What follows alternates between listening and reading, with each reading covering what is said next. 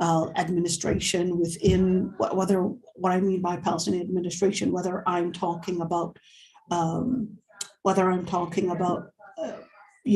Palestinian Authority, or whether I'm talking about the Awqaf, or I'm talking about even the Islamic movements, or there's a lot of corruption that we really got to fix within our own movements.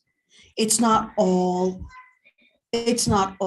just an issue of Israel just being that. Israel didn't get that far by its own, let me say, just great tactics. No, it's also part of our poor tactics too. Yes, I mean, our poor tactics made, the other side actually have their tactics working properly. They would set a scheme, they would make a management, they would do all that, and then voila, there it is, and it's working as planned. Why is it working as planned? Well, that's because the other person was so easy to read, which is us. We were so easy to read. We were so easy to anticipate and to expect and to scrutinize, and we were just so easy. When you have studied your enemy, which is us, we're the enemy. All right. When we were studied, even we're the enemy. To Israel, we are the enemy. Right? So when they have studied our education systems, they had, they had studied even our homes. They would study all that. All right. Why couldn't we actually have our own identity? Why couldn't we also do our responsibility in terms of explaining a number of different things, working on our own selves? So let's not all blame it on Israel. We've got our problems. Hey, don't we have it here even in the US? You want to tell me that Israel is the one that's telling you what to do in the masjid, whether this masjid or that masjid? Israel didn't even get involved in you. They don't even know. You've got your own problems. But I think we've been, what is the word? It's really sad to say that the Muslim community in general have gotten so used to what I usually call the jinn type of mentality. And what I mean by that, in where we want to accuse, whenever we can't figure something out, we will just accuse the jinn, or we'll accuse magic. It's sihr.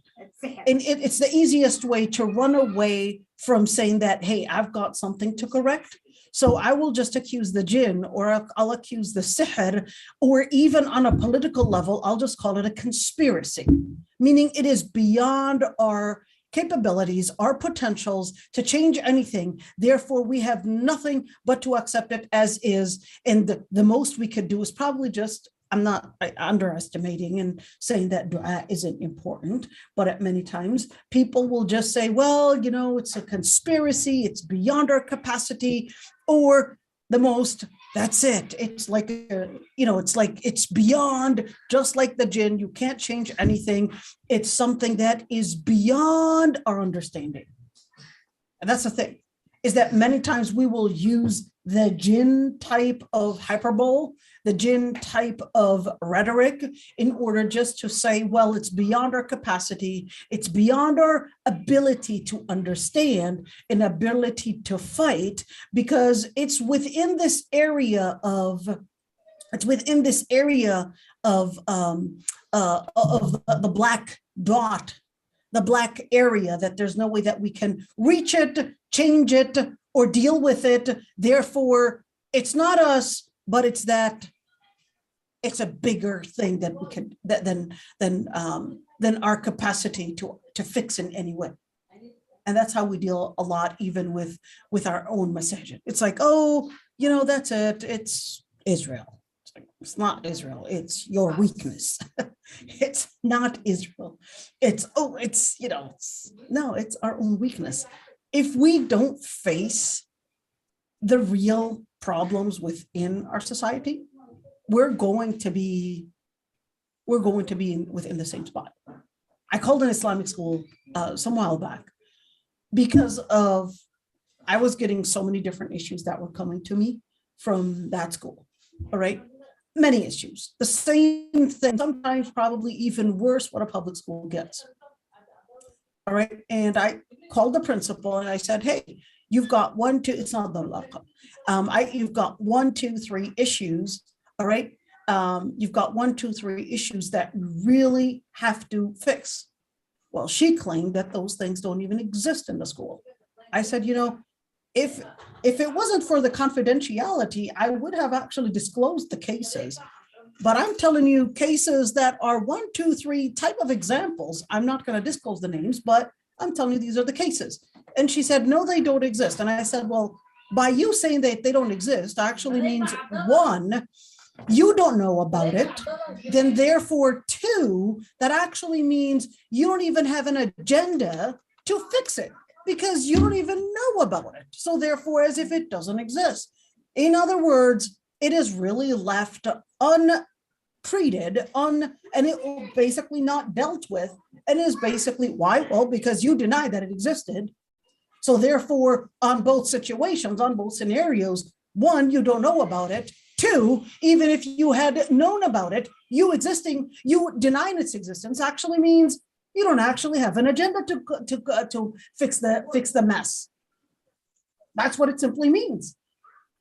This is supposed to be a public matter. This is not within your personal, private institution. This is a public issue that we really have to. Do you have an agenda to fix such a matter? Je ne pense pas qu'on pourra trouver ça à Abidjan. Moi, j'ai vu ça sur le site internet. Do you actually have an agenda to fix anything? The answer was, well, no, we don't have an agenda. And that's what happens is that when you see such a thing is that, well, you don't even know about it. You've got a problem. So we really have an issue, a management issue. That's to answer one side. How is that connected to sidq?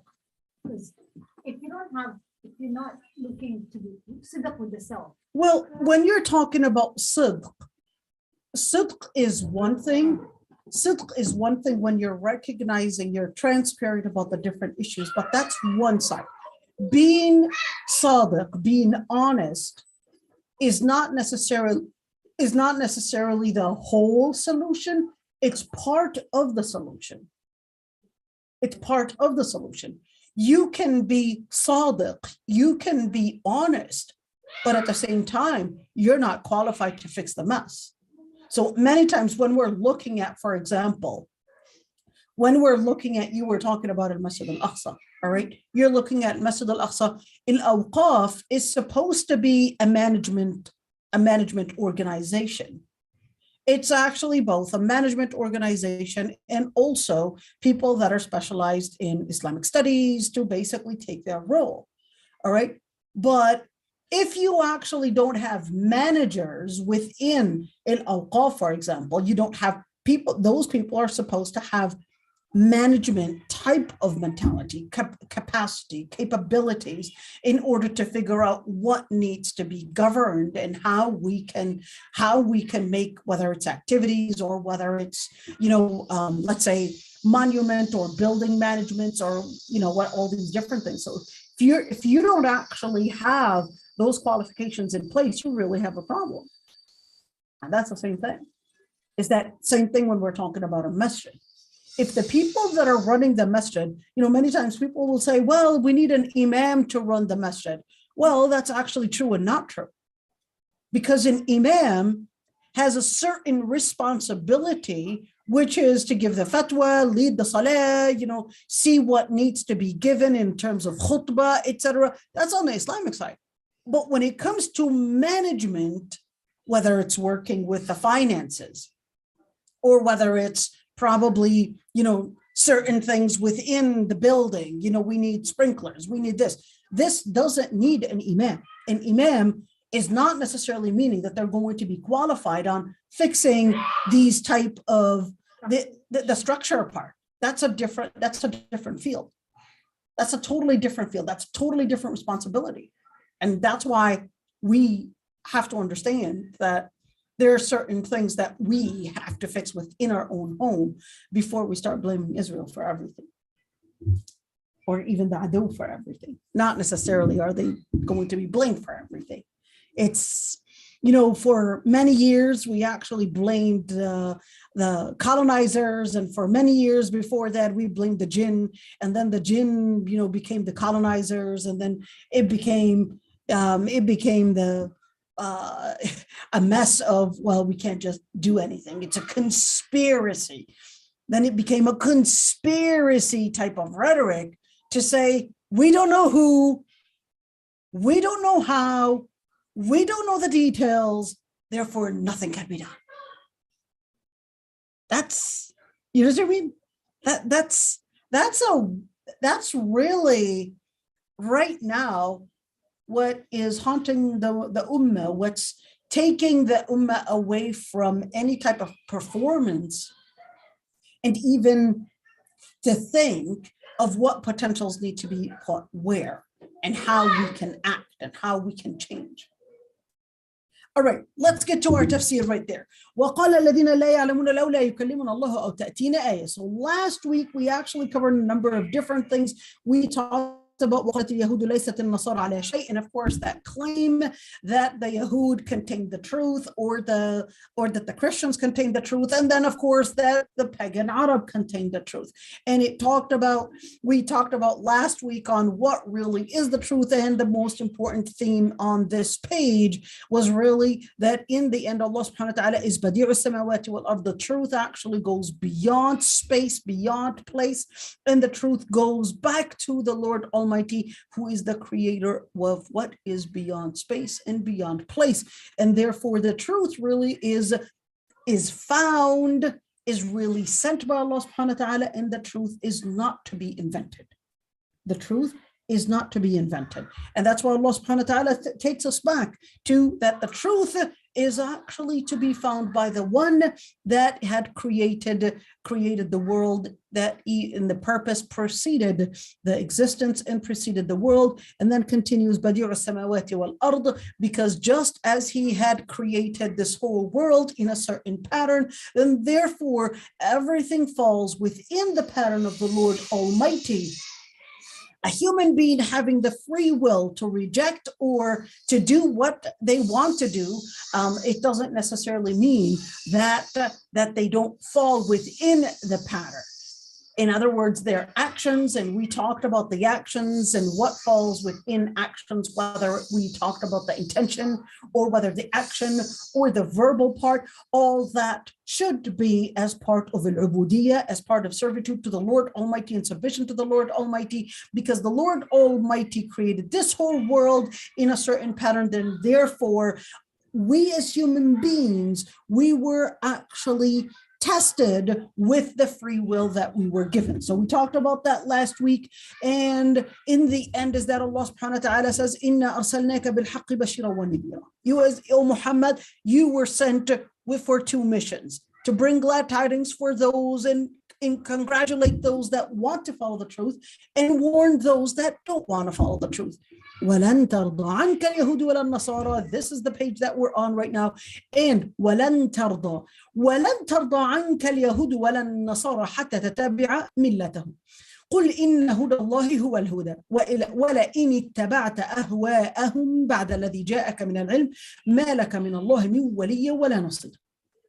I'm going to first give the general meaning. وَلَن تَرْضَ, and verily the Jews and the Christians will never be content over you until you follow their religion or their path or their philosophy, and say the guidance of Allah is actually the true guidance. Allah subhanahu wa ta'ala's guidance is the true guidance. And if you were to follow their desires after the knowledge that you had received, then you will not be getting an authority, and you will not be getting victory from Allah, from other than Allah Almighty. Well, this is too much of I would say a shallow interpretation, because we actually need to go further and actually try to scrutinize the words. So let's do it right there. وَلَن تَرْضَى وَلَن تَرْضَى عَنْكَ الْيَهُودُ وَلَا النَّصَارَى. I want you to look at these ayat, because a number of different things relate to these ayat. So وَلَن تَرْضَى, it's actually telling us that Because the previous ayat, all right, let's go for the previous ayat. Because the previous ayat were actually telling us of how there was that pressure that the Jews and the Christians and also the pagan Arab were pressuring the Muslims to leave the deen. And of course, they were pressuring them and telling them, well, you know what? You're not going to get anywhere. You are not going to support you in any way. So this ayah is basically confirming one thing. وَلَن تَرْضَى. At the end of the day, if you think that by giving up on certain pieces of your faith, that you're somehow going to get political support or you're going to get economical support and economical advancement, Allah subhanahu wa ta'ala is telling you that there is no end to how much of the request that they might actually lay out on you to follow or to change within your faith. And this is an important message. So if you think by probably maybe reducing on your hijab or probably accepting certain norms or accepting certain ethical matters or accepting certain, their definition of ethical, all right? If you think that by accepting a different interpretation or by changing and reinterpreting the deen in order to somehow get closer and conform with the Jews and the Christians, Allah subhanahu wa ta'ala is telling you they will never end with what they actually want you to change within the deen. It will never end at any point. So Allah subhanahu wa ta'ala is basically telling us right there, وَلَن تَرْضَى. What is irrida? Irrida is an inner content that actually has that is transformed, of course, into some type of behavior. So Allah subhanahu wa ta'ala is telling us that on the inside, they're not going to, not in Yahud and not in Nasara, not the Jews and not the Christians, they will not be content. In other words, they will not embrace you as a Muslim until you give up on your faith entirely. In other words, all the different interpretations that you might think that, oh, if only I change this, maybe we can create peace. Maybe we'll get, some tolerant ear and some voices that will somehow embrace the Muslims and embrace Islam. Allah subhanahu wa ta'ala is telling you, don't let that be your goal. In the end, don't worry about that. You will. And that's why Allah subhanahu wa ta'ala at the end says, مَا لَكَ مِنَ اللَّهِ مِنْ وَلِيٍّ وَلَا نَصِيرٍ. You will even get probably some Muslims trying to convince you that by trying to be more lenient, that you might actually get more embracement, political advancement, economical advancement, and the social embracement and social adaptation and all these different things and all the things that they will tell you. In the end, Allah subhanahu wa ta'ala is telling you, حَتَّى تَتَّبِعَ مِلَّتَهُمْ, that the general goal, the overall goal is really until you would, the word is tattabi'a, not anything else, but tattabi'a. The word tattabi'a actually means to follow in each and every single detail. So if you think that by interpreting, for example, or by probably reducing your hijab or probably reducing your let's say your quote unquote, your strictness, on it, probably in terms of interpreting certain things in Islam, that you will somehow be regarded as, well, this person is to be embraced or somehow going to be getting an advancement. Allah subhanahu wa ta'ala is telling you, no, they're actually going to seek more and more حتى تتبع, to change each and every single interpretation till it actually gets to the point of millatah. When you look at the word millatahum, the word millah, there are a number of different things here. Number one is millah. Two is huda. Three is ilm. Four is wali and nasir. I want you to look at these four. All right, so let's look at it again. The word millah actually means religion. And I forgot to put the word ahwa'ahum. I want you to look at, I'm going to put I'm going to highlight these four words, okay? Or five words. Millah actually means religion. Huda actually means guidance. Ahwa'ahum means desires. Al-ilm means knowledge. Wali actually means authority. Nasir means victory. Got it? Want you to look at, just remember these words. We're going to get to we're trying to get to a point. Let's look at this one. حتى تتبع ملتهم. So the word ملتهم, أهواءهم, huda and ilm are actually talking about one matter. So what is that? Millah, huda, and ahwa and ilm. Now, what is that really discussing? That's actually discussing epistemology.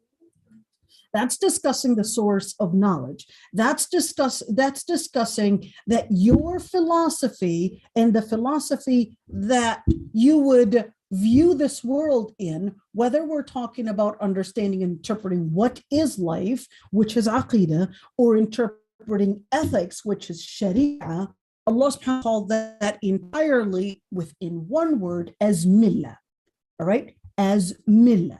So the millah is really two things. The millah involves your interpretation of what this world was created for and what is behind this world.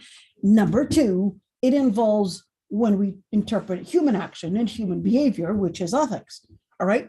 Now, that's what millah is really talking about. But here's one thing, is that Allah subhanahu wa ta'ala regarded that their millah is actually based on al-hawa.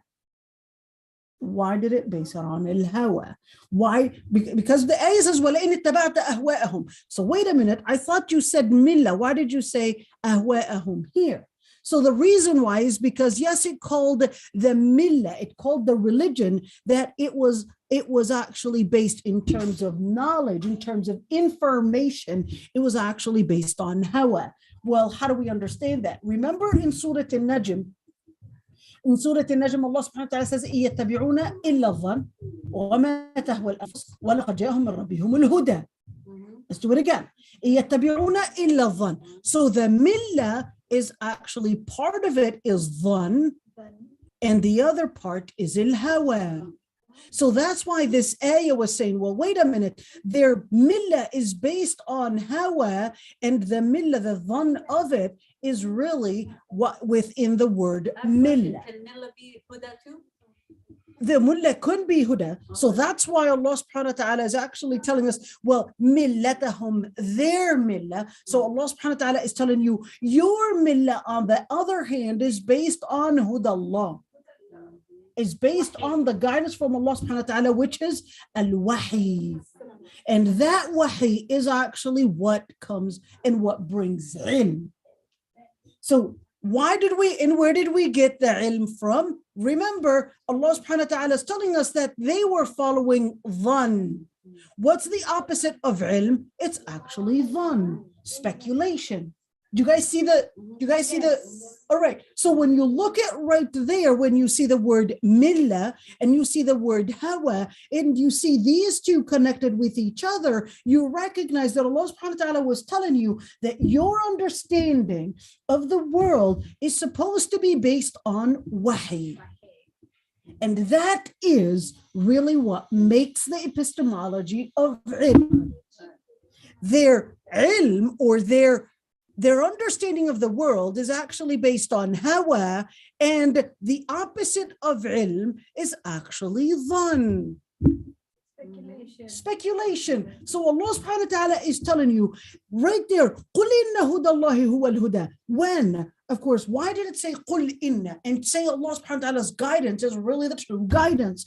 Well, that's because in this sentence, it was actually telling you in a way, although the sentence structure is differently, but it's actually telling you in a sentence structure where it's not putting it as a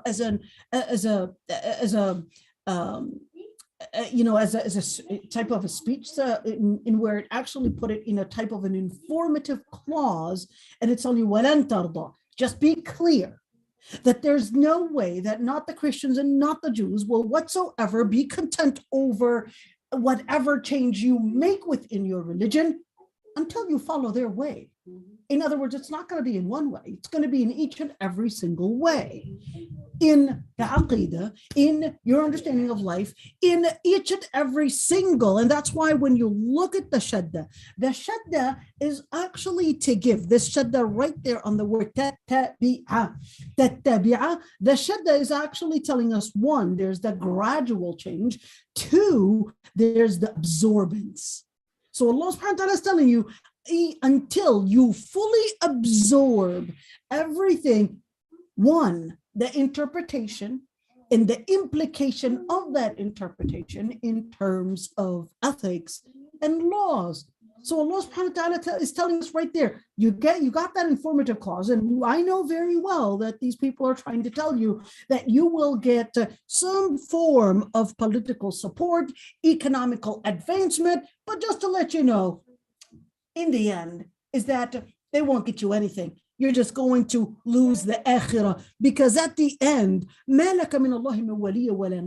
really, you will not have whatsoever a wali, an authority. So what is the authority supposed to be really about? Well, the authority is an authority in bringing evidence to the thought. The nasir is whatever. So when you look at the wali is basically the decision maker. Okay, the wali is the decision maker. The wali is the authority, but the nasir is the military supporter. So this would be like the political side. This would be the military side. All right. So Allah subhanahu wa ta'ala is telling you that if you actually leave the path of Allah subhanahu wa ta'ala, you won't really have any political support. In other words, don't think that by you giving up on your faith that they will entirely give you the political support. You will not be given the political support. You will eventually be left alone, and you will eventually you would have lost, one, the political support, the economical advancement, and of course, you would have lost everything. And the most important thing is really akhirah. So Allah subhanahu wa ta'ala is telling you, you won't get the wali, you won't even have the evidence to prove your point, because you're just starting to go into all these discrepancies. Your argument is going to go into discrepancies because you're talking about Islam, but then you're using an interpretation from a postmodern interpretation, and your words are going to be without a wali, without a solid argument. Your words are going to be filled with discrepancies because you're not going to have that backup in terms of understanding and making a complete argument. So the other part, wala nasir. And then what is a nasir? A nasir is really when a person gets some form of a support against an enemy. That's a nasir. You're getting a support against an enemy. But who's the enemy going to be? If you're going to be going against Allah subhanahu wa ta'ala. If you're going against Allah subhanahu wa ta'ala, your enemy is going to be the salihin. Right? If you're going against Allah subhanahu wa ta'ala, your enemies are going to be salihin. Does it mean basically, that you're going to be facing whatever you're facing, but you don't have anybody on your side to protect you? Well, we see it right now, without naming names. We see it right now. You're going to lose the Muslim community. You're going to and they're not going to support you. So don't give up on your faith. Right. Don't give up on your faith thinking that, I'll probably get some advancement. You're not going to get, you will probably get a microphone to speak. That is the media. You will definitely get that type of support. But is that really going to get you anywhere? You were just a part of al-mala. So let's continue. Actually, let me look at this one. قُلْ إِنَّ هُدَى اللَّهِ هُوَ الْهُدَى. The true guidance. So huda, what is the huda? Huda is anything that brings in a clarity to a matter. Anything that brings a clarity to a matter, and at the same time, it gives you the lead to help you distinguish your path and find your path. All right? So huda Allahi huwa al-huda. In Lugha Arabiya, when we say هو الهدى. In Lugha Arabiya, whenever we say it is, and then the al-ta'rif right there, that defining article, هو الهدى, it is the guidance. It is one way of actually indicating that there is no other way. In other words, any other method is actually not going to be guidance because it's going to be part of al-hawa. It's going to be part of speculation. It's not going to be part of guidance. It's going to be part of desire, as in lobbying. So, وَلَئِنِ اتَّبَعْتَ أَهْوَاءَهُمْ بَعْدَ الَّذِي جَاءَكَ مِنَ الْعِلْمِ. Well, you're going to have two options. You're either going to reject their invitation to change the religion, the religion's interpretation, or you're going to accept it. If you reject, expect major opposition. Simple. Expect major opposition. If you're going to accept, Allah subhanahu wa ta'ala is telling you, وَلَئِنِ اتَّبَعْتَ أَهْوَاءَهُمْ. And if you follow their desires, even though you thought, well, I'm not going to necessarily follow their religion, but Allah subhanahu wa ta'ala is telling us that when we're talking about أهواءهم, their way of life, their desires, their interpretation of truth, their interpretation of the world, their interpretation of so many different things. Allah subhanahu wa ta'ala is telling you, well, now that you have received the knowledge, you recognize the right and the wrong. But recognizing the right and the wrong is actually the beginning of making a solid foundation. Let's see what else. الذين آتيناهم الكتاب يتلونه حق تلاوته. You can have the knowledge, all right, but you may not actually apply it. You've got the solid foundation, but that's not enough. So the ayah continues, those that were granted, those that had received al-kitab. Why al-kitab? Al-kitab is the book. What book? The book, any scripture from Allah subhanahu wa ta'ala. Is it a Quran? Is it a Torah? In the end, is that it's basically containing al-wahy. All right. What about them? Well, يَتْلُونَهُ حَقَّ تِلَاوَتِهِ. They would read it حَقَّ تِلَاوَتِهِ. Now I want you to right there scrutinize the word حَقَّ تِلَاوَتِهِ. Why? Because they would recite it. But here's one thing. Some may recite the words and not do that حَقَّ تِلَاوَتِهِ. What does حَقَّ تِلَاوَتِهِ actually infer? حَقَّ تِلَاوَتِهِ, one, it is actually talking about the actual wording. Two, the actual interpretation and the meaning. So the meaning is actually based on what the revelation is actually saying. In other words, you're not reinterpreting the words of Allah Almighty to suit any area, but you're actually reading it حَقَّ تِلَاوَتِهِ. What does that mean? Well, حَقَّ تِلَاوَتِهِ, when we do tafsir, you cannot do tafsir based on your own inspiration and your own feelings of how you make tafsir. You have to go back to, one, the Lugha Arabiya, and of course, before that, you're going to go back to the Quran, because the words in the Quran, they would interpret each other. You have to go back to the Quran, and then you have to use Lugha Arabiya to interpret the Quran, and then the other part, which is Sunnah, which is going back to the Hadith in order to make sure that you're interpreting the Quran as interpreted by the Prophet ﷺ, and of course, as the Sahaba themselves have understood the words, and that's حَقَّ تِلَاوَتِهِ. Without these four different elements, whether it's Quran, Lugha Arabiya, the Arabic language, the Prophet ﷺ Sunnah, and even the Sahaba, which is actually called al-athar, then you're going to make your own interpretation, and that's not حَقَّ تِلَاوَتِهِ. In order to understand the words and what they actually mean, you got to go back to what did the Prophet ﷺ interpret it as. How did he interpret it? So what does it mean? How did the Prophet ﷺ interpret it as? There are two things that the Prophet ﷺ interpreted the words in. One, he might have actually said a certain interpretation orally and said, for example, yatirakum yanqusakum, yarhakumullah. He will explain, yatirakum yanqusakum. Or he might actually interpret in action, sallu kama ra'aytumuni usalli, pray as you see me pray. So to actually interpret prayer that and doing this type of a prayer, well, you just interpreted the words wrong, because the Prophet ﷺ interpreted that in action, just like he interpreted other things in orally.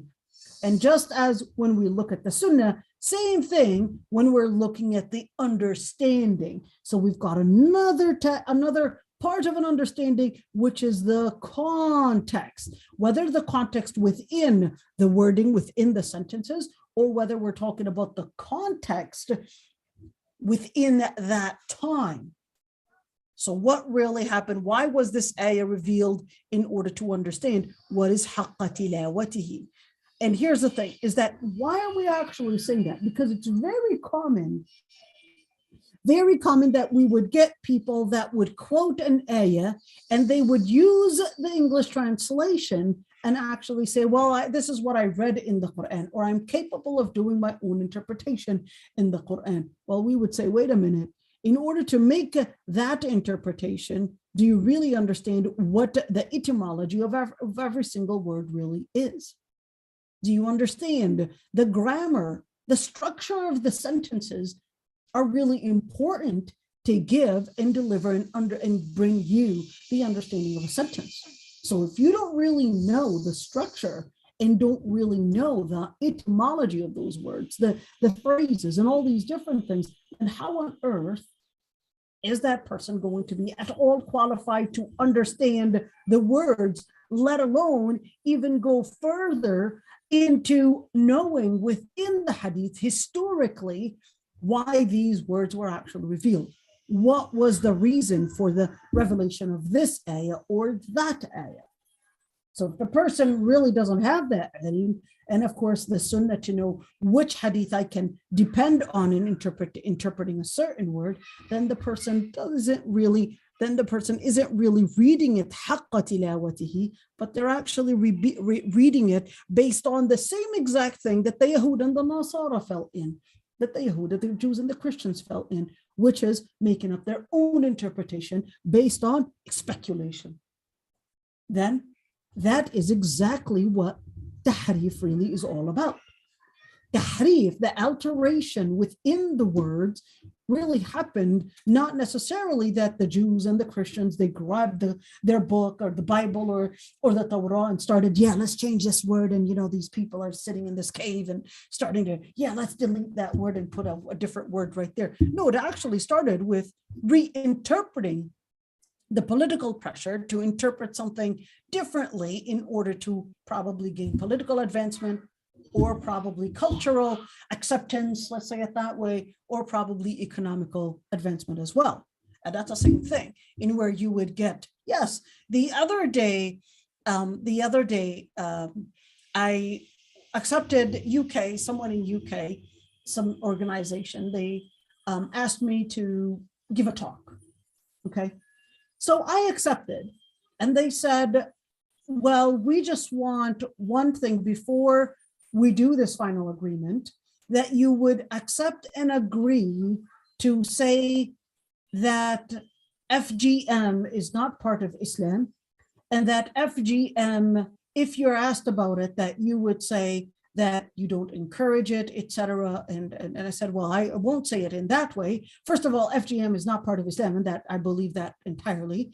Prepusectomy is what is permissible in Islam based on the hadith, but not the FGM. FGM is actually impermissible based on the hadith. What's FGM? FGM is basically, it's actually cutting the female genital mutilation. Something very common within Somalia, Ethiopia, 70% of Ethiopia as well, Egypt, Sudan, Kenya, they actually practice that. That's very common.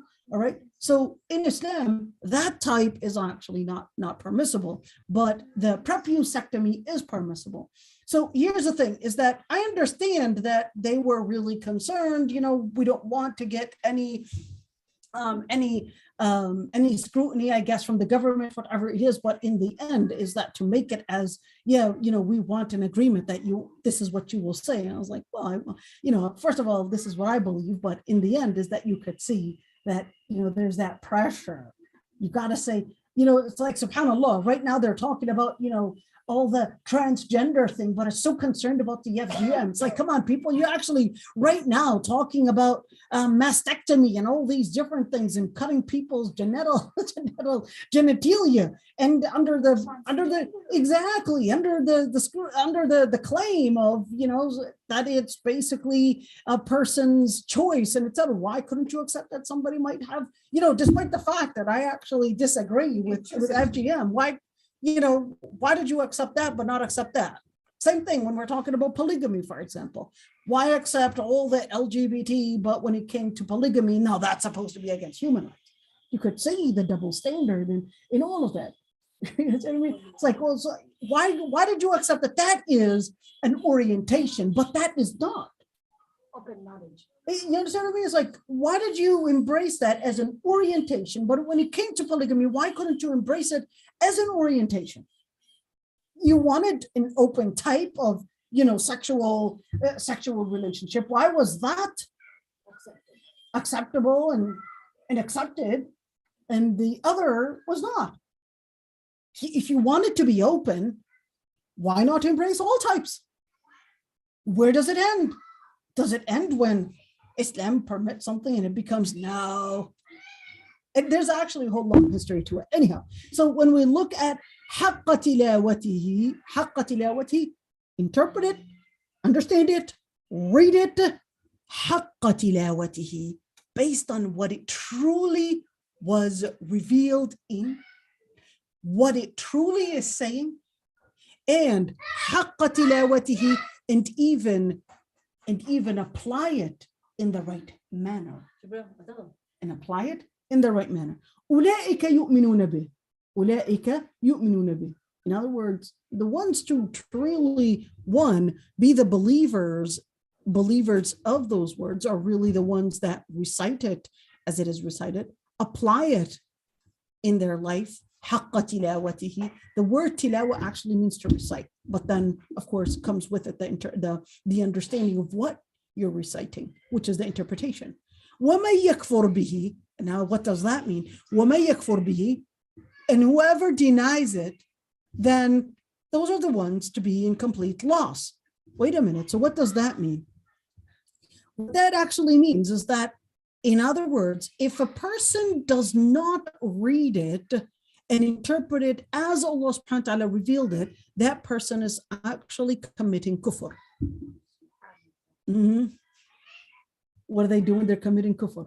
Because the second that you choose to reinterpret Islam and the Quran differently, without that that's not what the interpretation really is, it's that same moment that you had concealed the truth and regarded that you had decided to reject the true interpretation and then take and embrace an alternate interpretation, which is your own speculation, which is your own hawa, which is your own desire, your own speculation and desire, then that is actually a form of kufr. That's a form of kufr. That's a form of rejecting the word of Allah Almighty, because at that moment you had considered your opinion to be on the top of the Lord Almighty's of the decree.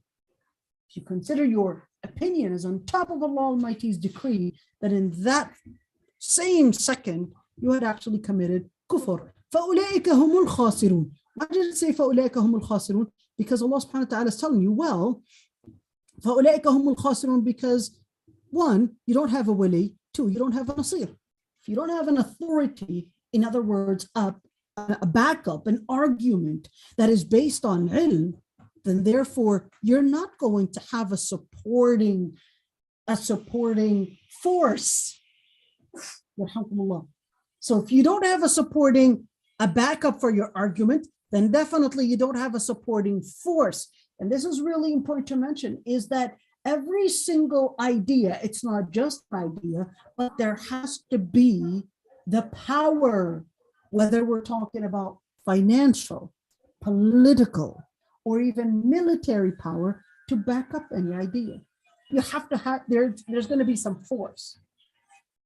There's going to be some force. Even when you look at right now, you know, the government, the whole, let's say governments all over the world, the whole country's international politics right now, with all the different changes that are happening on the government, not the government, but the international politics right now, it's really different thoughts that are right now quarreling with each other. It's one idea going and fighting and the other idea backing up, and that's been the case throughout history. That's been the case throughout history. When you study history, you don't want to just look at your time, because to understand the future, you actually have to understand the past, because your future is really based on your past. So when you look at the changes in the economy, the forces, the US, the Russian forces, the China, the Muslims, etc., all those are really thoughts coming in, going back, stepping in, all these different things. It's basically a philosophy coming in and trying to, let's say, it's surah al-haqq ma'a al-batil, with how much every single idea. And that's the thing, is that when you actually look at the hadith, pay attention to this one. When you look at the hadith that speak of Judgment Day and that speak of Ashrat al-Sa'a, what are Ashrat al-Sa'a? The signs of Judgment Day. When you look at the signs of Judgment Day, there's a lot of emphasis on forces, power, politics, economy, akhlaq, right? There's a lot of focus. When you see, for example, a hadith that the Sahaba would ask, which one is going to fall under Muslim hands? Which is it Al-Qustantiniya, Istanbul today, or is it Al-Quds? The Prophet ﷺ says Al-Quds first. It's Al-Quds going to be within Muslim hands first. Why the issue of Muslim hands and all that? Because when you look at power, that is the reflection of how far the ideas are going. Of course.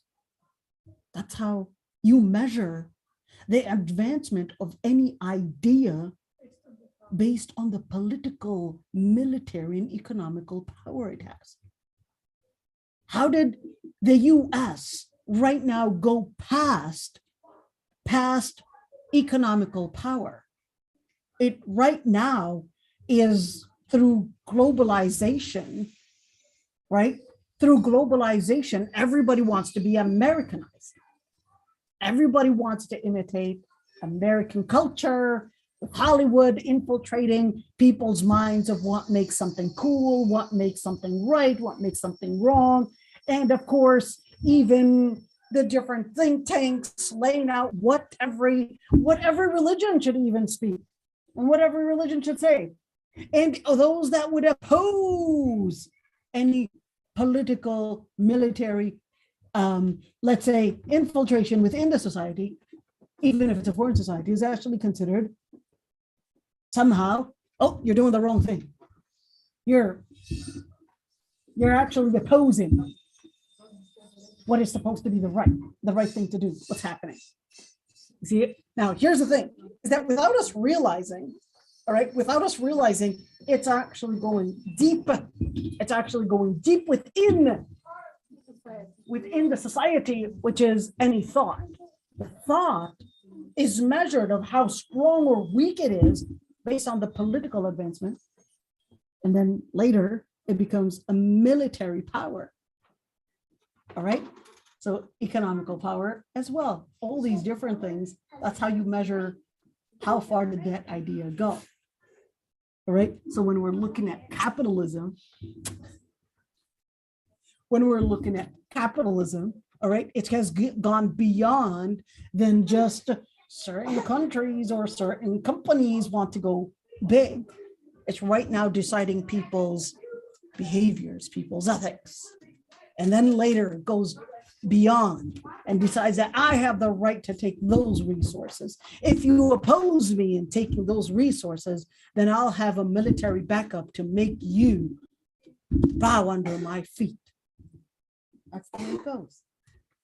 So when Allah subhanahu wa ta'ala was actually telling us right there, فَأُولَٰئِكَ هُمُ الْخَاسِرُونَ, it's actually telling us the same exact thing when the Prophet ﷺ was actually telling us about what really happens later on.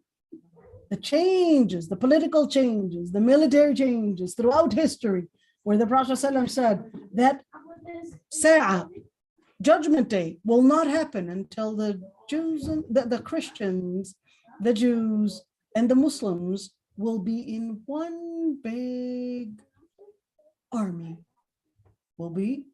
They will face another third army. Or when the Prophet ﷺ said, "La taqum as-sa'a," until the Muslims fight the Jews, you will be on its east and they will be on its west. What? Why?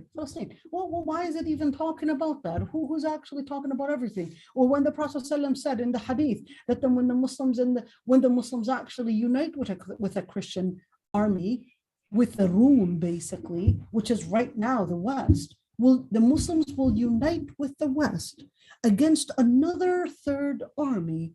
Who is the third army? And what were they wanting? And then eventually the Muslims and the Christians who were in a unified army, they basically fight this third army and they defeat the third army. And then somebody says the crusade has won. And then somebody within the Muslim army gets furious and basically kills this person that claimed it was a crusade war, because the Muslims didn't want to be labeled as fighting for the crusade whatsoever. And then it becomes another army. Why speak about armies? Why not just focus about religion and just talk about that? Well, that's the thing, is that you cannot talk about any idea separated away from the implication of what it has on ground. Whenever you study any idea, when you look at communism started out as an idea, but then communism became a political governance. The political governance later became a military power. The military power went into wanting to change the structure of the societies. And then 1989, things changed. Doesn't just change just like that. It doesn't just mean the end of the USSR. It actually means the end of communism. But does it still exist? Yes. All right, that's the same thing. When you look at the crusade, what does it really mean? So what we're trying to say is that فَأُولَٰئِكَ هُمُ الْخَاسِرُونَ, it's looking at it that even if you might actually lose as a Muslim community in probably political advancement, in probably even social acceptance, or probably economical advancement, don't necessarily regard that as the real failure. Listen up, you girls. Listen to this. Ibn Khaldun said that it is part of every society's psychology. There's a personal, individual psychology, and there is this type of a general, or you can call it we call it a tasawwur al-jam'i. Yeah, I am. Tasawwur al-jam'i, in where it becomes this accumulative thinking. All right, it's part of the community's thinking without it realizing. It becomes this standard thinking within the society. The standard thinking within the society, all right, without one realizes, you start going into this type of conformality and accepting a certain type of behavior. And here's the thing, that Allah subhanahu wa ta'ala was telling you, all right, don't fall as a person to just do what other people are doing. Ibn Khaldun, going back to Ibn Khaldun, he says that it is something that, according to what he had realized by reading history, and when you read history, you recognize the ups and downs of societies. You recognize the effect, the military defeat and the military victory, the political defeat and the political victory on the society's subliminal thinking, which affects their behavior.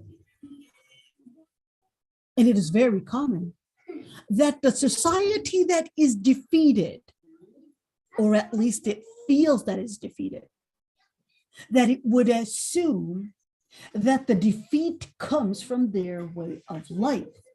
So they start giving up on their way of life / their identity and start embracing the identity, the culture, the economical differences, and start basically blending within the victorious society. Are you guys with me here? So what really happens to a lot of the students, the Muslim students within even the American society or the Western society, is that they would feel that the Western society, anyways, mom and dad left the Muslim country, went to live in a Western society. This society is more advanced economically, politically, scientifically. Then therefore, the tools to success must be in everything that they stand for. All right? Without you realizing, you would become, I would say, affected and influenced by that idea. And it happens a lot with the teenagers. They would think that then therefore the reason why our society was defeated is really because of our Islam. Then therefore everything that a religion stands for must be the reason for our defeat. So then it becomes giving up on the identity because it assumed that it was the reason for our defeat. All right, then this becomes the new type of influence, all right, that's coming in. So Allah subhanahu wa ta'ala is taking us right there that, wait a minute, not because you might have gone into political, military, or maybe even a type of, let's say the power of an idea becomes prevalent, and you would feel that, oh, well, I don't have the power to support. I don't have the power to give me any type of advancement. So Allah subhanahu wa ta'ala is telling you, well, wait a minute, don't live with that type of a misunderstanding or a confusion or a type of a psychological defeat. Grow beyond it. And remember that the ones to really be the ones on defeat or in defeat are really the ones that stay away from Allah subhanahu wa ta'ala and from the path of Allah subhanahu wa ta'ala, because true knowledge is really coming from Allah subhanahu wa ta'ala's guidance. Don't manipulate yourself and think that a political advancement, economical advancement, or military advancement is necessarily an evidence that proves that all the life structure, all the philosophy that they stand on is necessarily an evidence to prove that they carry haqq. Are you guys with me here? Yes. Am I going No. too clear, too transparent on some issues? Yes. You think so? That's not actually good news. That's scary. It's actually very good because you Oh, taught okay. us before knowledge is not speculation, not desires. Mhm. There you go. And now you give us even. Ya Bani Israel. Now this is taking us, who was one that was, remember here, you might actually have the knowledge, but not have the different application for it, because you need to put in your effort. So Allah subhanahu wa ta'ala says, Ya Bani Israel. This is directed towards Bani Israel, but the ones to read these ayat are certainly the Muslims. So it's directed at the Bani Israel, but the lesson is for you as a Muslim to learn. All right? So don't think, yeah, Bani Israel, it's not talking to me. No. Allah subhanahu wa ta'ala wanted to tell Bani Israel because he wanted you to learn the story. Ya Bani Israel, oh, the children of Israel, all children of Yaqub, remember the blessings that Allah subhanahu wa ta'ala had blessed you with when the Lord Almighty had preferred you over the different nations. What does that mean? Does that mean that the Jews are preferred over all the nations? No, Allah subhanahu wa ta'ala is telling them, well, you were preferred when Allah subhanahu wa ta'ala had given you the prophets and the messengers, more prophets and messengers coming from Bani Israel than any other nation. You were given with those prophets and messengers many, many, many miracles as a blessing, but then you had rejected the Lord Almighty. So then from being chosen by Allah Almighty by not living up to that choice or that chosen part that Allah subhanahu wa ta'ala had blessed you with, and therefore you had become the worst of the nations.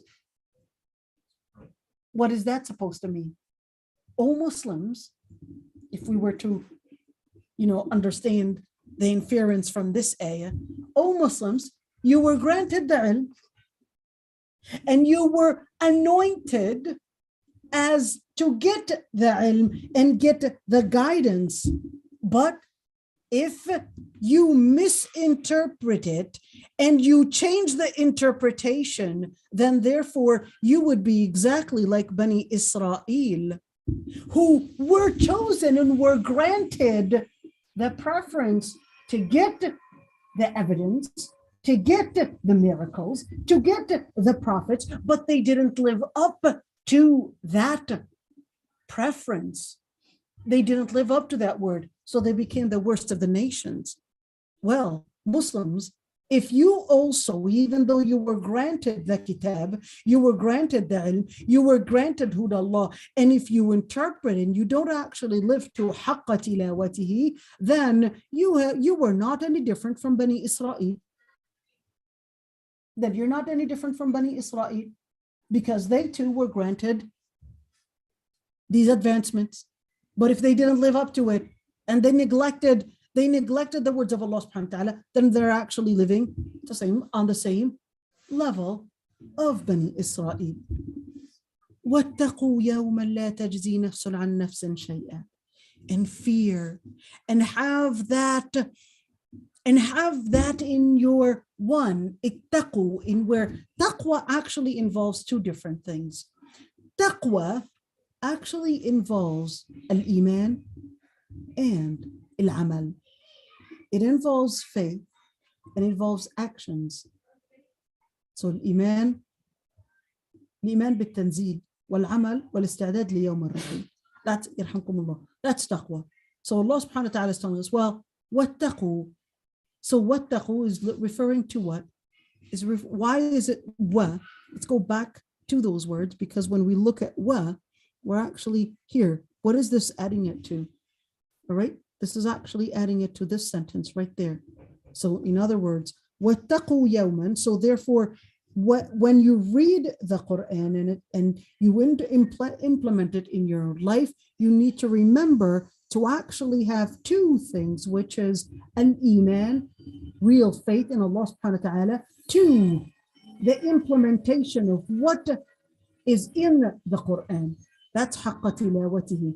So then you recognize وَاتَّقُوا يَوْمًا لَا تَجْزِي نَفْسٌ عَنْ نَفْسٍ شَيْئًا. Then fear that day but you fear in doing your faith. And 2, the action, a day when no soul will be held accountable for another soul on behalf of another soul, and no compensation will be accepted. So not anything equivalent or any compensation will be accepted in order to remove and uplift any type of a punishment off that soul. Al-adl, an equivalent compensation for the punishment that they will be getting. وَلَا تَنْفَعُهَا شَفَاعَةٌ, and no shafa'a. What is shafa'a? Intercession. And no intercession would be useful to take away and to uplift the punishment of what they will be rewarded and held accountable for.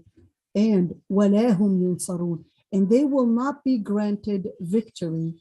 In other words, that's the real loss. So Allah subhanahu wa ta'ala is telling us right there, let's do this right there and actually see how the ayat are laid out. So the ayat laid out to tell you, let's look at right there, وَلَا هُمْ يُنصَرُونَ. All right, it's telling you right there, well, Allah subhanahu wa ta'ala is telling you, well, the true wali, a true one to give you the support and true victory comes from Allah subhanahu wa ta'ala. True loss is not in this dunya and feeling the defeat in the dunya, but the defeat in the akhirah. And therefore, you will see that not only will they be defeated in this dunya, but they will also not be given the victory even in the akhirah. وَإِذِ بِتَلَى إِبْرَاهِيمَ رَبُّهُ. Now takes us to another thing in where it tells us, well, take this story. So this story, after telling us and taking us into the path of how he was rejected and how you will be rejected and how if you embrace and you give up on your deen, you don't even think that you will be embraced somehow. Allah subhanahu wa ta'ala tells us, Prophet Ibrahim, he says, live the true submission of Allah subhanahu wa ta'ala. You want an example? Here's the example. وَإِذِ بِتَلَى. And when, or the word وَإِذ actually means and remember. When Ibrahim was tested. So Ibrahim was tested by his Lord with a couple words. We're going to talk about those couple words in just a bit. فَأَتَمَّهُنْ, and he lived and fulfilled them entirely. قَالَ إِنِّي جَاعِلُكَ لِلنَّاسِ إِمَامًا. When Allah Almighty told Prophet Ibrahim, I'm going to make you a good leader, a good example, a role model, a prophet for the people. And he responded, and from my offspring. The Lord Almighty responds, no one from the oppressors shall be able to lead in my name. What is that even meaning? Well, let's look at it. We're going to scroll a couple ayat right there. So I want you guys to be patient. So who was actually tested? Ibrahim was tested by Allah. So why did we actually say that? Because in Lugha Arabiya, when you have the fatha, that actually means it's maf'ul bihi, means it's basically the subject. Allah subhanahu wa ta'ala is the one to test Prophet Ibrahim. What did he actually test him in? The word is bikalimat. What is bikalimat? So when you look at that, he tested him with kalimat. There were actually a number of kalimat. We're going to actually see those kalimat. All right, so we're going to go back. I want you guys to look at this kalimat because we're actually trying to figure out these kalimat. What are the words that he was actually tested in? All right. So we're going to check them out. We're going to, let's see, first Surah let's see, Surah At-Tawbah, because there are different opinions between scholars on what those kalimat were. So I have to scroll down really quick. Hold on, let me take it that way. So this is Surah Al-Anbiya. We're going to need Surah At-Tawbah. Surah Al-Isra. Sorry about that. We need to Surah At-Tawbah. It was hard to actually find it. Yusuf. Next to Anfal. Yep, that exactly next to Al-Anfal. Hud.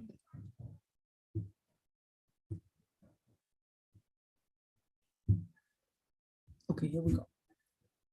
So, and ayah 112. It's actually really hard to. All right, so here we go. We go there.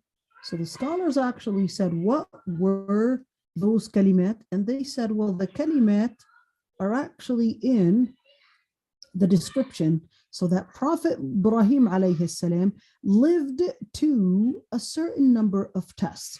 There were a number of different opinions. The first opinion is that he lived in being tested in a number of different matters. One, some scholars said in where he was tested with slaughtering his own son.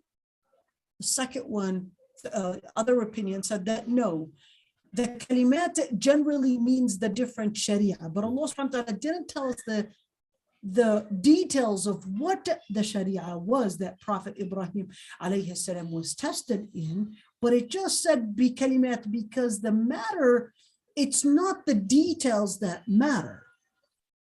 It's really the idea and the concept of submitting to Allah subhanahu wa ta'ala is the whole theme. The whole theme is how he submitted to Allah subhanahu wa ta'ala. So scholars actually said, well, the theme of what he was tested in was in the application of Islam. So they said it's basically this ayah, and in the ayah in Surah Al-Mu'minun, and the ayah in Surah Al-Ahzab. So we're going to take one at a time. All right. So they said it's 10 in Surah, 10 things that the believers were asked to live up to. At-ta'ibun, those that would make tawbah, repent to Allah subhanahu wa ta'ala. Those that would submit to Allah subhanahu wa ta'ala. Those that would praise Allah subhanahu wa ta'ala.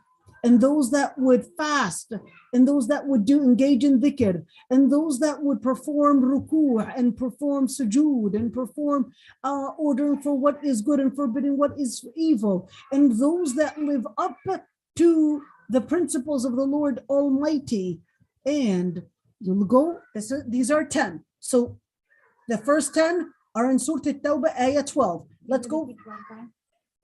At-Ta'ibun, those that repent to Allah subhanahu wa ta'ala, those that are submitted to Allah subhanahu wa ta'ala, those that praise Allah subhanahu wa ta'ala, those that fight for the sake of Allah subhanahu wa ta'ala, or the ones to fast, those that do sujood, constant sujood, and ruku', and those that order for what is good and forbid what is evil, and those that preserve the principles of the Lord Almighty. All right, so let's go for the other ones, and then Surah Al-Ahzab. Let's go. I hope I can find it really fast. Safat, let's go up. Wow, that was easy. Alhamdulillah. Al-Ahzab. So in Surah Al-Ahzab, ayah 35. All right. Man, that noise in the background is so annoying. All right. So here's the second one. Inna al-Muslimina wal-Muslimat. The Muslim, so in other words, to live up to being virtuous Muslims, to live up to being mu'mineen, those that submit to the Lord Almighty in the details of what a mu'min does. Al-Qaniteen, those that are, al-Qunut is basically to submit to the Lord Almighty. So you're looking at to be to live in a level of high spirituality. Let's say it that way. As-Sadiqina was-Sadiqat, those that are honest. No, qanitin or qanitati. Yeah, well, yeah, qanitin wa qanitat, but we're talking about Prophet Ibrahim alayhi salam. So we're looking at it as a level, not necessarily the people. Honesty and patience and living in complete khushu', in other words, complete submission to the Lord Almighty in salah, and those that would give charity, and those that would fast, and those that would guard their private parts, and those that would do lots of remembrance to the Lord Almighty. All right, so let's go for the other one. Surah Al-Mu'minun. Surah Al-Mu'minun is up right there. Okay. Namil.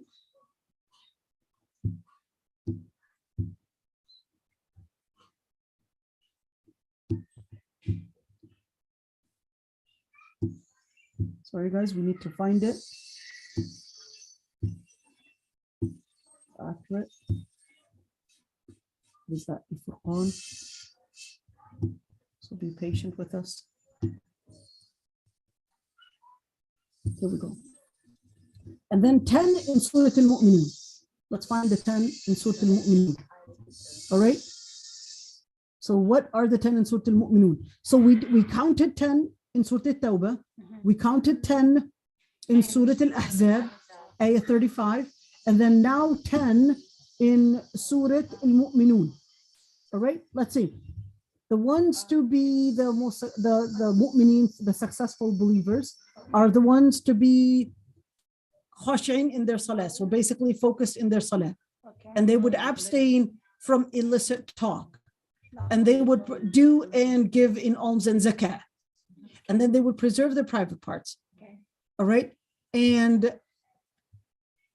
then they would fulfill their promises, their promises, and they would be keen on their prayers. All right. And those are the ones to be granted al-Firdaus. So those are 10 in Surah Al-Mu'minun. And Prophet Ibrahim alayhi salam was actually to contain all of that. What does that mean?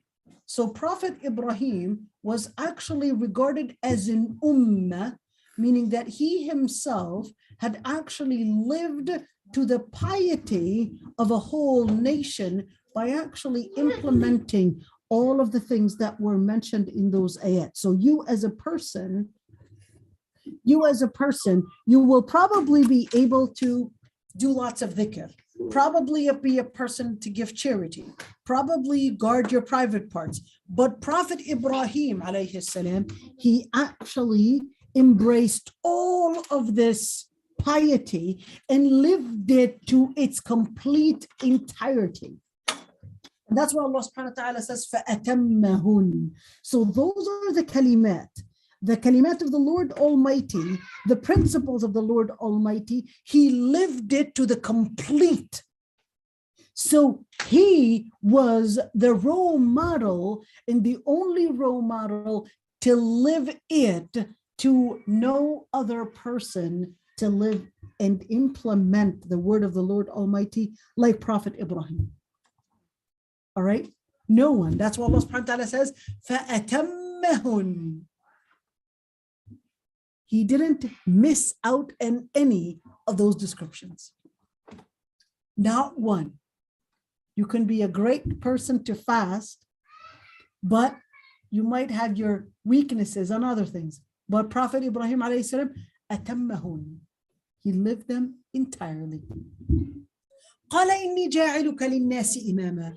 And the Lord Almighty tells him that he's going to be, why an imam? What is an imam? An imam is not the person that leads in salah. An imam is a person that Allah subhanahu wa ta'ala had chosen to be a role model for others to replicate, for others to imitate. And that's why when we actually look at when we actually look at al-imam, Allah subhanahu wa ta'ala says, what was the ayah? وَجَعَلْنَا مِنْهُمْ أَئِمَّةً يَهْدُونَ بِأَمْرِنَا لَمَّا صَبَرُوا. That Allah subhanahu wa ta'ala had made from them leaders. But when was it? لَمَّا صَبَرُوا. When they were patient. When they were patient. Why when they were patient? Because there's no way that you can live up to the principle unless you give up on what you want. Or in other words, in order to be a person to donate, you have to give up on your money. In order to be a person that is halim, forbearing, in order to be a person that is forbearing, you have to give up on trying to fight to support your ego. In order to live, to be a person of Iman, you have to live up to giving up a lot on your desires. And that's where, right there, قَالَ إِنِّي جَاعِلُكَ لِلنَّاسِ إِمَامًا. When was he regarded as the leader, as the role model that others are supposed to be replicating, when he actually lived up to the word of the Lord Almighty. When he lived up to the word of the Lord Almighty. And that's why وَجَعَلْنَا مِنْهُمْ أَئِمَّةً يَهْدُونَ بِأَمْرِنَا لَمَّا صَبَرُوا. That Allah subhanahu wa ta'ala, even from Bani Israel, Allah subhanahu wa ta'ala, when they had seeked, at certain points, when they had seeked patience, when they had considered holding their desires to live up to the principle, that's when the Lord Almighty had made some of them be leaders. And this is really important to keep in mind, that if you want your children to be leaders, there's no way that your children can be leaders if you're providing them with everything. There's no way.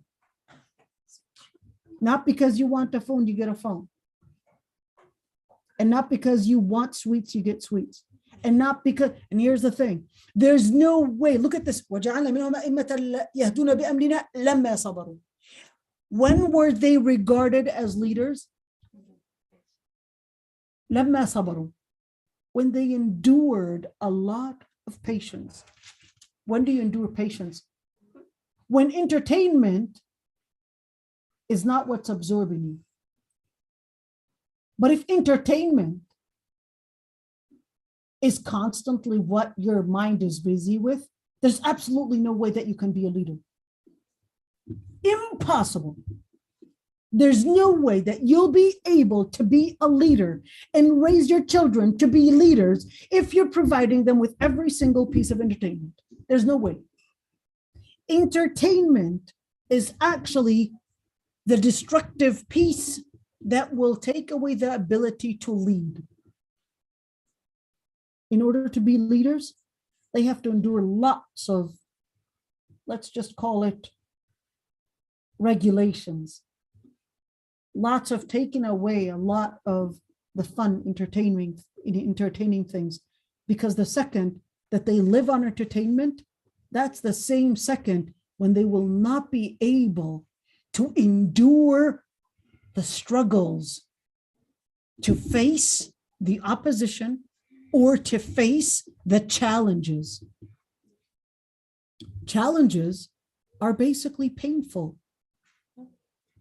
Challenges are painful. And there's no way, if a person was so used to feeding their desires and pleasures, that they're going to handle pains and challenges. They can't. They can't. There's no way. If you've gotten so used to just wanting pleasures and enjoyment, well, then you're not going to be able to face any challenge. You're not going to be able to endure any pain because you didn't get used to it. You didn't get used to it. So then, this first challenge, to give up on certain things, you're going to fail instantly. There's no way. Learn how to endure pain. By learning how to endure pain, جعلنا منهم أئمة يهدون بأمرنا لما صبروا. The ayah says, and we had made from them leaders that would guide in our name, in our orders, لما صبروا, when they were patient. In other words, when they had endured lots of pains, were patient, that's when they became leaders. But if you expect to make leaders, when they're just exposed to all that entertainment, they're never going to be such. Impossible. I'm not saying throw your children in fire and tell them, let's see how much you can handle. No. That's not what I'm saying. Take away entertainment. Entertainment. There's no way that they're going to be leaders if they're just constantly just busy with entertainment. Not because your cousin is going to Disneyland, it doesn't mean that, yeah, let's go. We aim high. We aim high. Our goal is not to be like my cousin and your cousin. Our goal is to lead. Our goal is to go up higher in bringing in the implementation. يهدون بأمرنا. Our goal is to actually make you lead in leading people to recognize what's right and wrong, is to live the principle, not because everybody's living a certain way. That's not our goal. I'm not like auntie. You've got a bigger mission to do.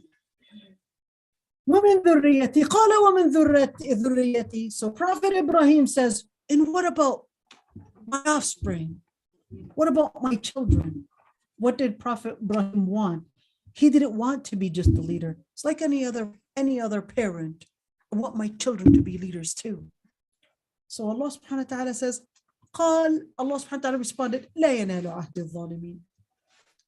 In other words, the ones to not have the privilege and the opportunity to lead are not going to be from the ones to transgress the limit. Wait a minute, what does that mean?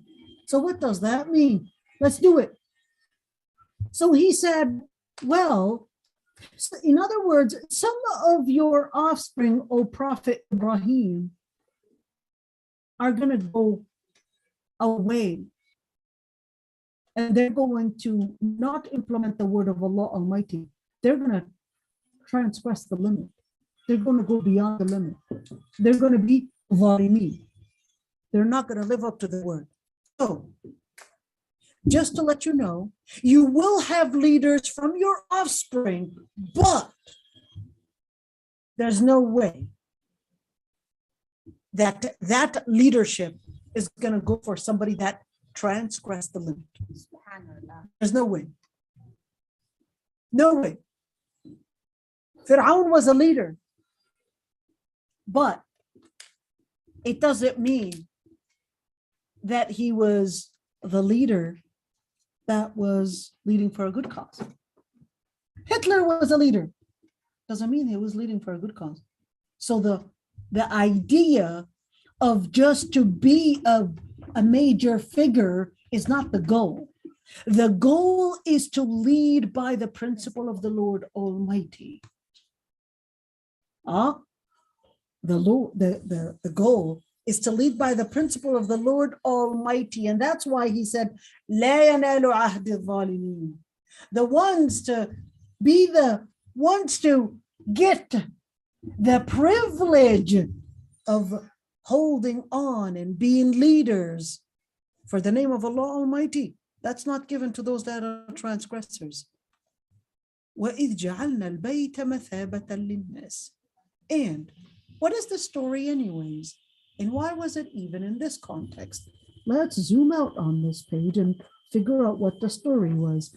Well, the story was the people of the Yahud and Nasara thought that they had the privilege, and the people of the pagan Arab thought that they had the privilege just because their descendants actually goes back to Prophet Ibrahim. Who built the Kaaba? It was Prophet Ibrahim. So the pagan Arab had claimed that they had a privilege. So Allah subhanahu wa ta'ala says, well, as for here we talked about the Yahud and Bani Israel, let's speak about you, Arab. Now you think that you have the privilege just because Prophet Ibrahim was the one to have built the Kaaba. Well, here's one thing.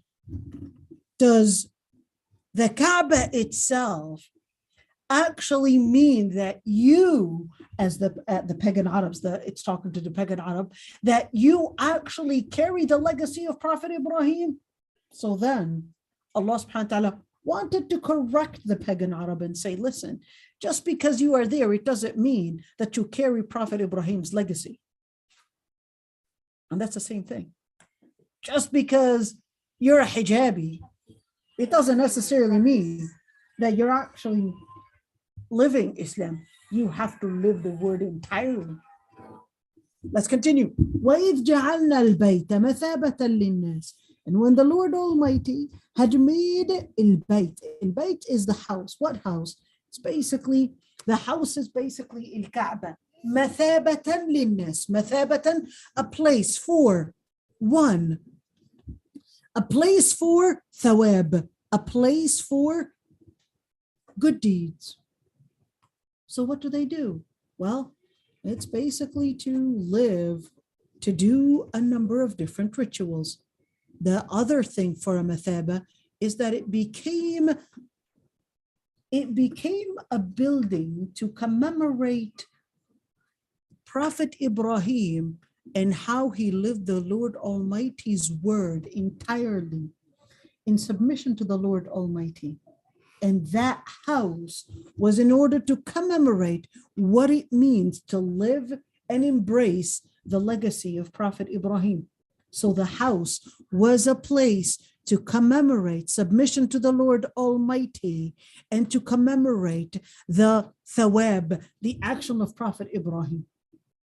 You replicate the steps of Prophet Ibrahim, and then the steps of Prophet Ibrahim, Allah subhanahu wa ta'ala says, وَاتَّخِذُوا مِن مَّقَامِ إِبْرَاهِيمَ مُصَلَّى, and take from the steps, the footprints of Prophet Ibrahim alayhi salam as your place to pray in, as the place to pray in, whether in near the Kaaba or as a place to pray in, mean to live as the steps of Prophet Ibrahim, who was living the submission to the Lord Almighty by living the words of Allah Almighty. By living the words of Allah Almighty. I have a question. Yes, ma'am. Did Ibrahim live in Al-Aqsa area or Makkah? Try to imagine. No, Prophet And how Ibrahim far alayhi did- salam was in Iraq, Okay. Kildani. Prophet Ibrahim was born almost 2,000 years before Christ, before Prophet Isa, so BC. All right. Prophet Ibrahim was in Iraq and then moved to Egypt and then moved to Palestine. Khalid. Well, this is what we know. We don't actually have all the details. You know, I know that as, How you know, far is people of Iraq Al and Khalil, Egypt? what was that? How far is Iraq and Egypt? Iraq and Egypt? Yeah. I don't know how far it is, but They walked. what? Check it out. You know, do me your Google thing. How far is Iraq from Egypt? I'm So- just imagining how they didn't have cars. Yeah, take a look. Yeah, I'm sure it definitely was a long walk, definitely.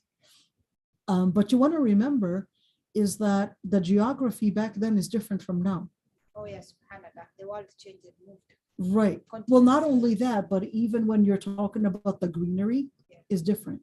Oh, the, So the ecological system was different than now.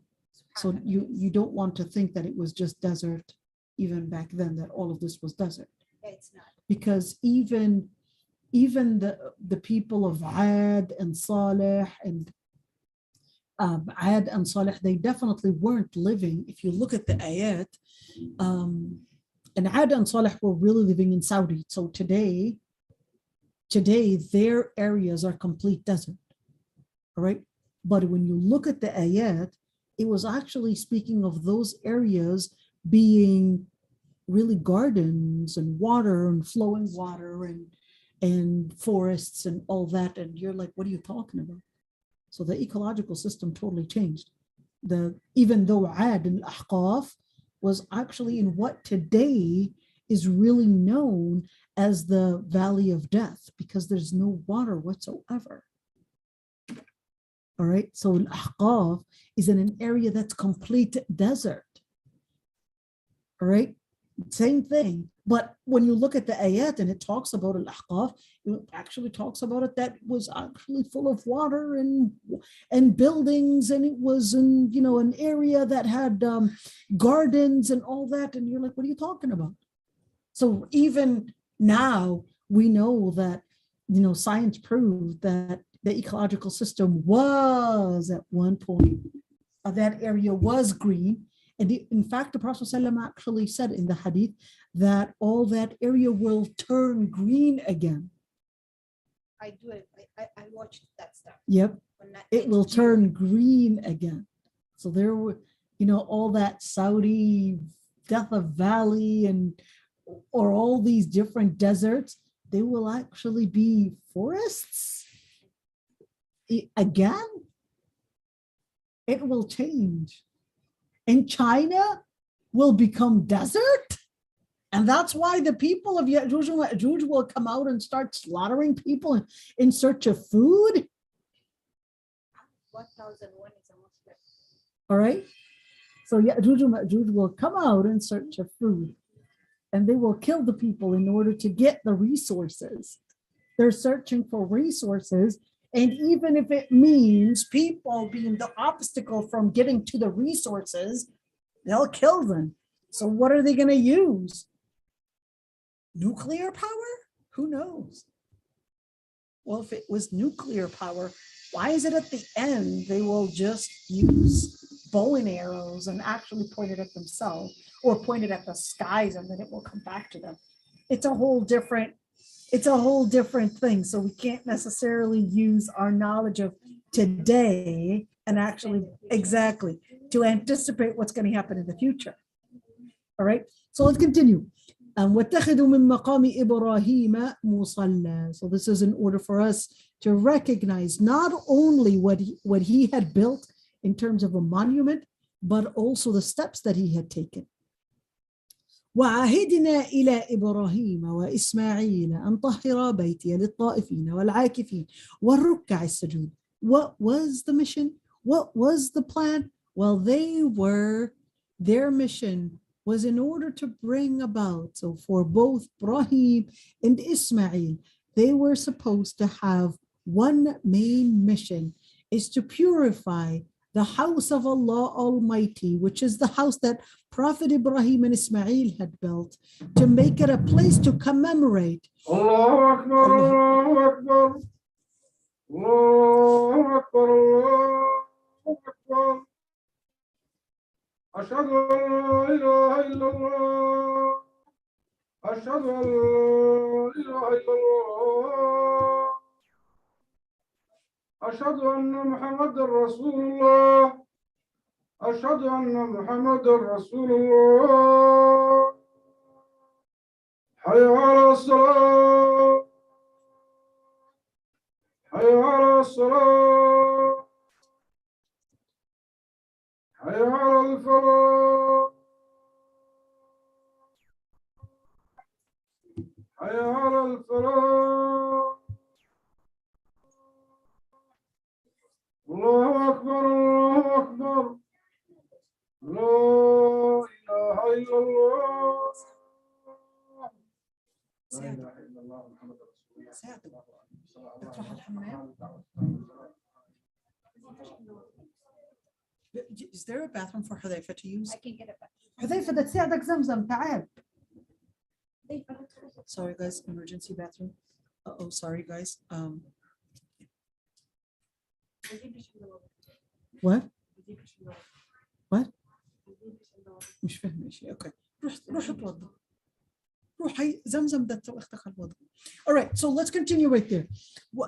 أن طهر بيتي للطائفين والعاكفين والركع السجود. So who are these people? الطائفين is basically the person that is going around the Kaaba. All right, the tawaf. So what is that supposed to commemorate? Is it to commemorate or at least to live the same type of rotation as you would see in space where there's that rotation? Really, there's no evidence on that. All right. So those that wanted to say, yeah, we're inspired by things in the space and we're moving along the pattern and etc. There's really no evidence to prove that that's why. But if you want to get an inspiration, don't claim that the inspiration for tawaf is really to live that pattern even with space. It's like, yeah, interesting, but you can't claim that that's why.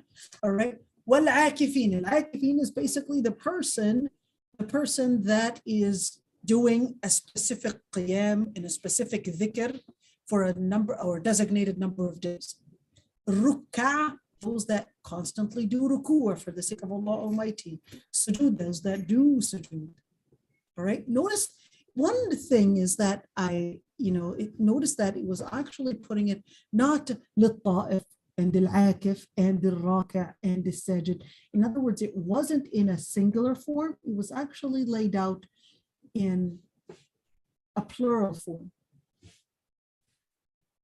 This is, it's like the ta'ifin, al-akifin. So why is it not in a singular form, but it was actually in a plural form? And there are certain ibadat.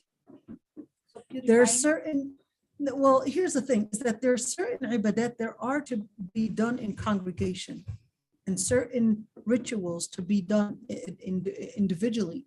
And you could see here that للطائفين العاكفين الركع السجود, etc.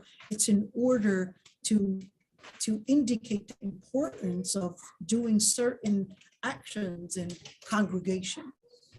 Even though doing things individually is important at times, but also in congregation, that there's a certain spirituality that involves it. All right. وإذ قال إبراهيم رب اجعل هذا بلدا آمنا وارزق أهله من الثمرات من آمن منهم بالله واليوم الآخر قال ومن كفر فأمتعه قليلا ثم أضطره إلى عذاب النار وبئس المصير. So what is that? Let me first give the general tafsir.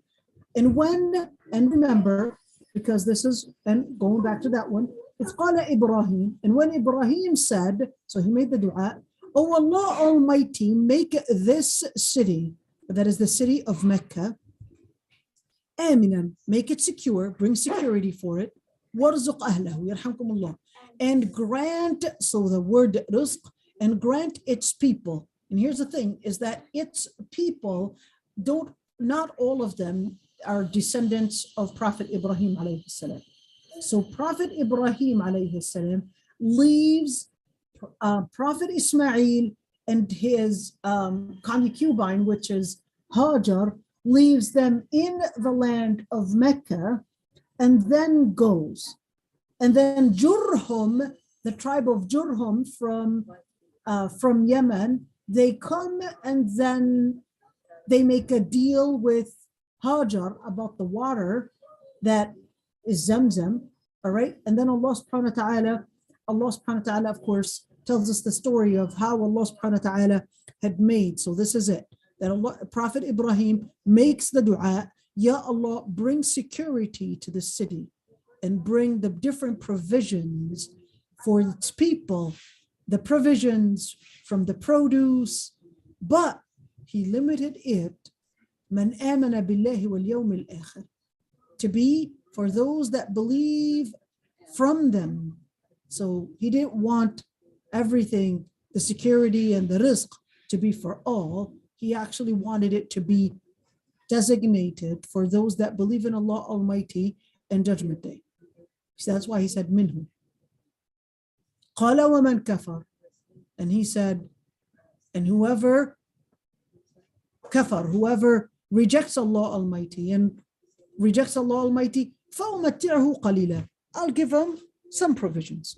So Allah subhanahu wa ta'ala, I'll give them provisions, I'll give them some enjoyment, but that's going to be a little bit of enjoyment.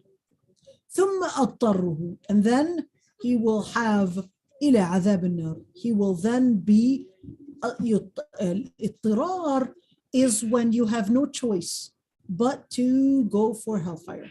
They will have no choice but to go for hellfire. Why? Because they had chosen to reject Allah Almighty. وَبِئْسَ الْمَصِيرِ, and وَبِئْسَ الْمَصِيرِ, and of course, what horrible. So when you look at bi'sa, it's like saying what a horrible ending that is. Now, there is another qira'ah, وَمَنْ كَفَرَ فَأَمْتِعْهُ قَلِيلًا ثُمَّ اضْطَرَّهُ. There's another qira'ah, فَأَمْتِعْهُ. In other words, فَأَمْتِعْهُ, give him some enjoyment and then let him. So that makes it a dua. There's another qira'ah. فَأَمْتِعْهُ قَلِيلًا ثُمَّ اضْطَرَّهُ. So give him some enjoyment and then have him not have a choice but go to hellfire. So that's a form of dua. So at the end is that Prophet Ibrahim alayhi salam made the dua for baladan aminan, to make it secure, to give it provisions, and man amana billahi wal yawm al akhir, And let me just, because I don't want to definitely end on that one. وَإِذْ يَرْفَعُ إِبْرَاهِيمُ الْقَوَاعِدَ مِنَ الْبَيْتِ وَإِسْمَاعِيلُ رَبَّنَا تَقَبَّلْ مِنَّا إِنَّكَ أَنْتَ السَّمِيعُ الْعَلِيمُ. And when the Lord Almighty, and when Prophet Ibrahim alayhi salam was raising the different pillars of the house, that is Mecca, and Ismail along with him was making the dua, O Lord Almighty, accept our action. In other words, accept our deeds. You are the one to be all hearing and all knowing. رَبَّنَا وَجْعَلْنَا مُسْلِمَيْنِ لَكَ. Ya Allah, make us both be submitting to you, Allah Almighty, and from our offspring, make a nation that is submitting to you, and show us the rituals that will get us closer to you, وَتُبْ عَلَيْنَا, and accept our repentance. You are the one that is to be accepting, that is the one to accept the repentance and be the most merciful. Now, I'd like to say a number of different things. The name Ibrahim is not an Arabic name, but is a Kildani name. There are some scholars that said the name Ibrahim actually means an affectionate and a merciful father. Affectionate and a merciful father. All right, so Ibrahim. And Ismail means the name, that is. Of course, there's no really evidence, but this is more of a speculation. All right. And Ismail means God hears the prayer. That's Arabic, right? No, Hebrew. The name Ismail is the Hebrew name, Ishmael, and the name Ibrahim is a Kildani name. They're not Arabic. Then is what tribe? It's not a tribe. They live in Iraq. Kildaniyin. All right? Bab, yeah, there you go. Yep. Any questions? This is our first day that we actually finished this time. Today's class was everything in Islam. Alhamdulillah. I know, it was very I thought it was boring because we talked a lot about politics, and I thought that some of you are going to be like, don't go deep in politics. No, today you got it. So what do you guys what do you guys want to say? You want to question anything? Allahu Akbar, Allahu Akbar. Ashhadu an la ilaha illallah, ashhadu anna Muhammadan This is Rasulullah. it, inshallah. And I'll let you guys, I'll unmute you, inshallah, later on after Salat. So stay tuned. Allahu Akbar, la ilaha illallah.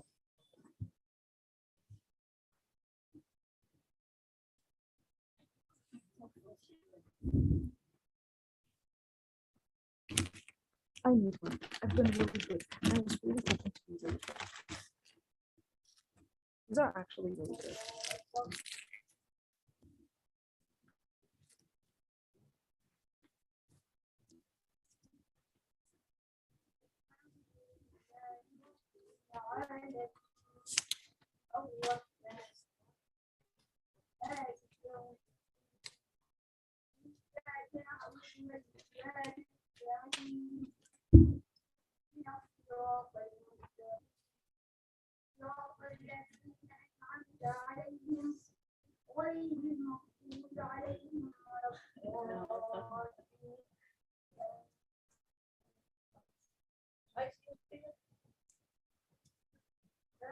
السماوات والأرض جعل لكم من أنفسكم أزواجا ومن الأنعام أزواجا يذرؤكم فيه ليس كمثله وهو السميع له مقاليد السماوات والأرض يبسط الرزق لمن يشاء ويقدر إنه بكل شيء عليم شرع لكم من الدين ما وصى به نوحا والذي أوحينا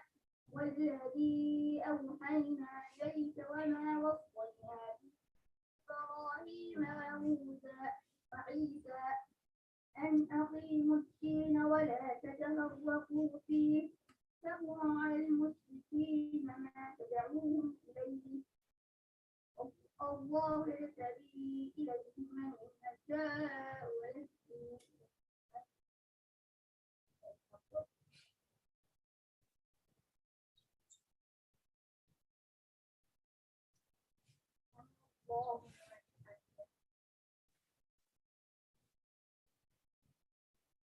الله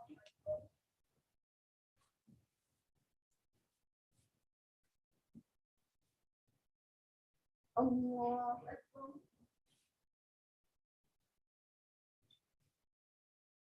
الله أكبر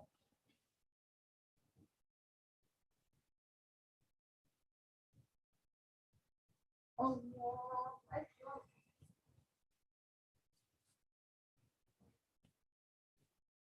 الحمد لله رب العالمين الرحمن الرحيم مالك يوم الدين إياك نعبد وإياك نستعين اهدنا الصراط المستقيم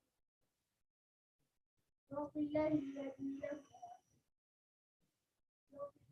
أنعمت عليهم غير المغضوب عليهم ولا الضالين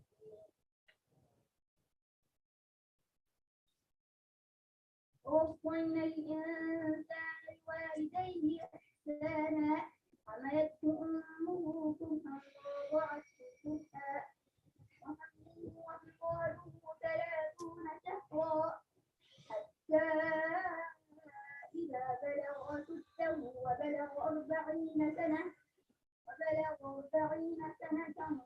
قال ربي أوزعني أن أشكر نعمتك التي أنعمت علي وعلى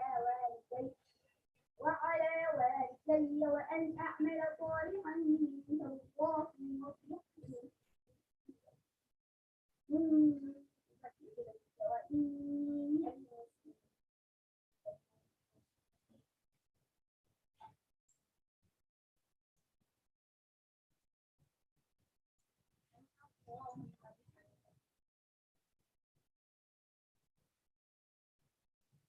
الله أكبر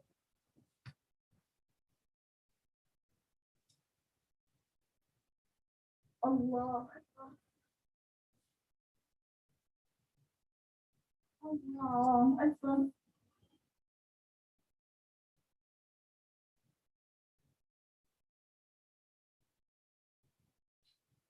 الله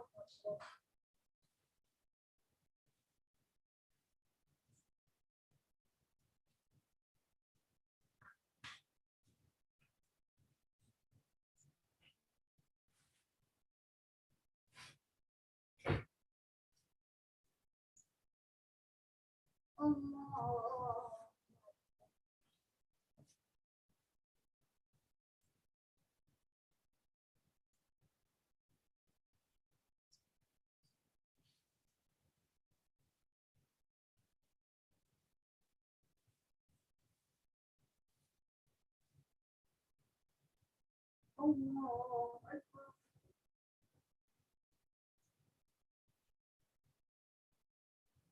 الله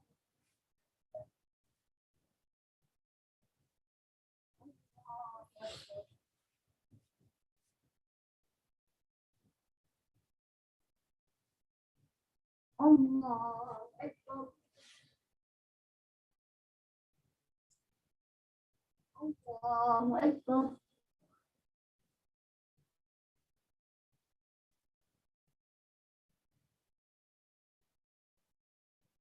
الله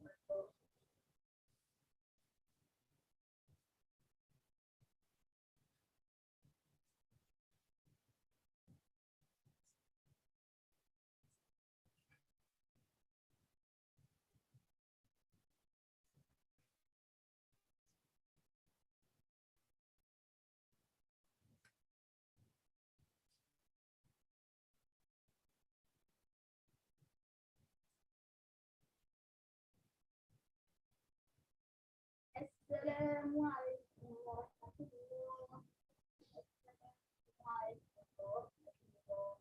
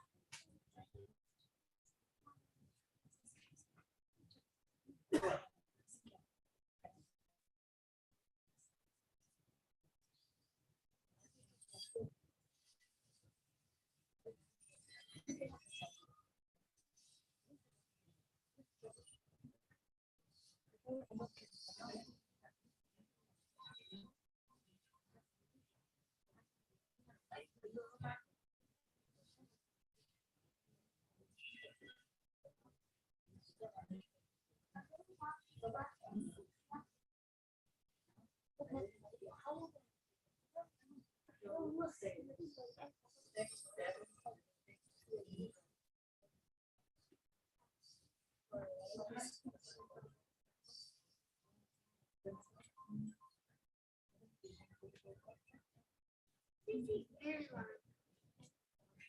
Very long.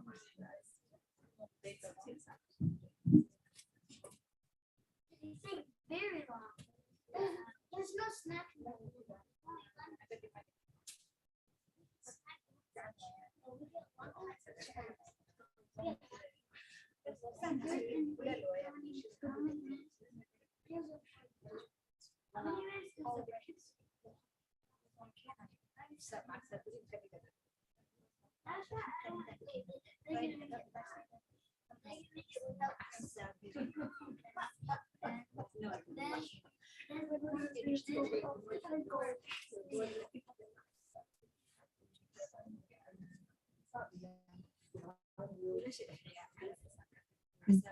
There's a new one. There's a new one.